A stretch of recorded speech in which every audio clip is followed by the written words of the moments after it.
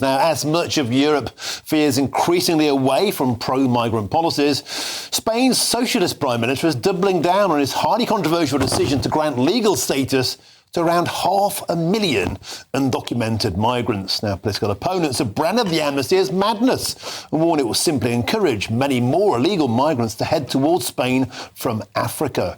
Now, an influx of more migrants able to move freely around Europe has also raised fresh concerns that some will inevitably head further north and attempt to cross the Channel. Might the Spanish Armada be coming towards the United Kingdom? Let's bring in now GB News' Homeland Security Editor Mark White, and as well as GB News' political editor Chris Hope. Mark White, another exclusive from you. Let's start, if we could, set the scene, and then you've got some incredible footage of a human caravan heading towards Spain. Yeah, well, this is the government of Pedro Sanchez in Spain, who's decided against really what so many countries in Europe are now deciding is the way forward with the policies, which is anti-migration policies. But look at that. This is the southern borders of Spain, with thousands of mainly African migrants coming into southern Spain, heading towards the main centres of population in Spain, and responding to the fact that Pedro Sanchez has offered to legitimise those who are undocumented and arriving illegally on the shores of Spain. Now, he says that this is the right and moral thing to do, that actually for the economy of Spain, it's the right thing to do with an ageing population. But there are real concerns among many people, Martin, in Spain itself. We can show you some other images, actually, of the reaction within some of the bigger cities. Thousands of people outside consulate buildings queuing for documentation that shows that they've been behaving themselves, that they don't have criminal records, because you have to have a clean record, we're told, to qualify for this legitimacy and the ability then to work. And, of course, your freedom of movement around Spain and elsewhere in Europe. Mark White, the Prime Minister of Spain, they say Pedro Sanchez, he's lauded by liberals across the world as being an anti-Trump socialist. But here's the problem. You can see clearly the chain reaction that this has set off. OK, 500,000 people here illegally, you're now legal. The message that's sent out to mainland Africa has created a caravan, the likes of which we haven't seen since the Syrian migration crisis into Germany, when 1 million went into the country. And that's that poster, you remember, Breaking Point from Nigel Farage. You put that poster up. And the point is this. Could we be seeing those queues in Spain now, queuing soon to get a dinghy in Calais towards Dover? We're living in a time of what feels like pretty significant social change, and it makes us question things that we've even taken for granted for decades. And one of those at the moment that people are wondering about is actually money. Is the money in your bank account safe? Should you be investing elsewhere? Are we looking at a potential global crash? What will it mean for your savings? Is there a way that you could be using your money that might be outside of government control even? Well, TallyMoney is potentially one solution. So I'm delighted to say that I'm joined today by the CEO and founder of TallyMoney, Cameron Parry. What is TallyMoney? Well, at TallyMoney, you basically get gold you can spend. So we give people an individual account in their name, everyday account. They get a sort code, an account number. They use that account just like they would pounds from their bank, but it's milligrams of gold that we brand as Tally. Okay. Why would you do that, though? What is the benefit to the customer instead of just having a normal pound sterling account?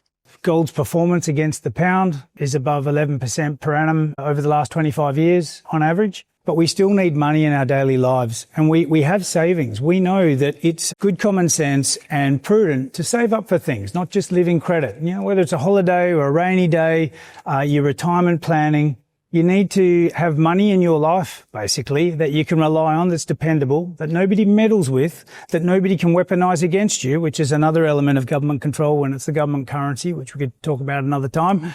And it should be pretty simple and straightforward, and that's what we deliver at Tally. And really, we just want people to feel safe and happy with their money. There was a time when the bigger your bank balance, the more confident you felt. Now it's like, I need to do something with it.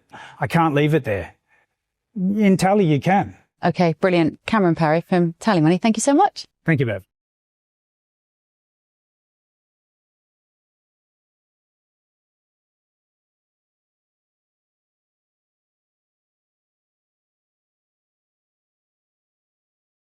Well, I think inevitably we will, because we always see a proportion of those who enter Europe's southern borders that have no intention of staying in southern Europe. They want to get to the rich industrialised north of Europe, and in particular, many want to get to the northern shores of France with a view to getting over the English Channel to the UK.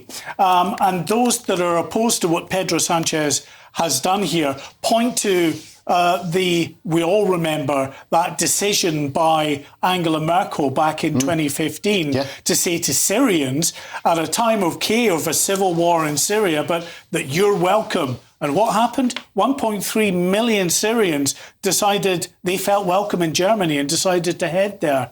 We should say we've got a clip from Pedro Sanchez, the Spanish Prime Minister, doubling down on the decision, justifying the decision. Let's have a listen. Some say we've gone too far, that we're going against the current. But I would like to ask you, when did recognizing rights become something radical? When did empathy become something exceptional? Spain is above all a welcoming country, and this is the path we choose: dignity, community, and justice. Chris Hope, the Prime Minister Keir Starmer has got the inbox from hell. His in-tray is stuffed full of Mandelson, full of local elections looming, backbench rebellions, Andy Burnham, leadership challenges. The last thing Sir Keir Starmer needs is the prospect of a fresh ingress of small boat migrants heading towards the coast as we hit that crucial spring period. Could this Spanish armada become a Spanish Starmada? The PM can't catch a break at the moment. I mean, we're waiting for some big intervention, big speech on the cost of living crisis. It was planned for last week. I think the week before last was the Greenland crisis. I mean, he keeps trying to make these big moments about what he cares about. When we met him in Reading about 3 weeks ago, his big idea was to talk about the cost of living crisis, and yet repeatedly events keep pushing him off course. Here's the latest one. The difference with Germany in 2015 is that back then, the concern then was migrants could take German nationality and come straight to the UK legally. What this will do, and Mark's right, is put pressure on the northern border in France and drive more migrants across in small boats, possibly. Because the point is, Mark White, Germany was very sticky in terms of migrants staying there because it gave them fantastic citizenship rights, great benefits, housing, caused a huge schism. Perhaps the country will never get over that. Spain has got record youth unemployment. There's hardly anything there. Surely, economically, then, the journey will continue. Yes, and one thing that they do have in common with Germany is that there has been very significant levels of crime and terrorism that have been linked to asylum seekers, migrants coming into that country in recent years. And in Spain, very significant levels of criminality as well being linked to migrants. 30% of all crimes committed in Spain are committed by migrants. Now, that's 30% compared to 14% of the population who are migrants. So that a quick extrapolation tells you that you're twice as likely to commit criminal offences if you're a migrant rather than someone born and bred in Spain.